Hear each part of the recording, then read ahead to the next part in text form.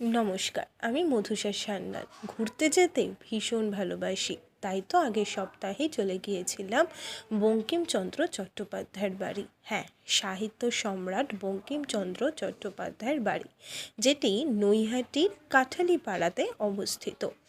গিয়ে জানেন তো, অসাধারণ একটা অভিজ্ঞতা হয়েছে। ভীষণ ভীষণ ভীষণ ভালো একটা অভিজ্ঞতা হয়েছে।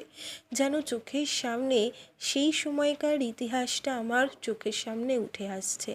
এত ভালো লেগেছে যে কি বলবো। আর এতটাই শান্ত এবং নিরিবিলি জায়গা আমি এরকম খুব কম দেখেছি। খুব ভালো ঘুরেছি, খুব ভালো ব্যবহার পেয়েছি। যিনি গাইড ছিলেন তিনি খুব সুন্দরভাবে আমাদের প্রতিটি জায়গা ঘুরিয়েছেন। খুব ভালো অভিজ্ঞতা হয়েছে। শুধু ভেতরে কী কী দেখেছি সেইটুকুনি আমি দেখাতে পারবো না, কারণ অনুমতি ছিল না ভিডিও করার। কিন্তু বাইরের পরিবেশটা এতটাই সুন্দর যে ক্যামেরাবন্দি না করে আর থাকতে পারলাম না। এতটাই ভালো লেগেছে, ভীষণ ভালো লেগেছে।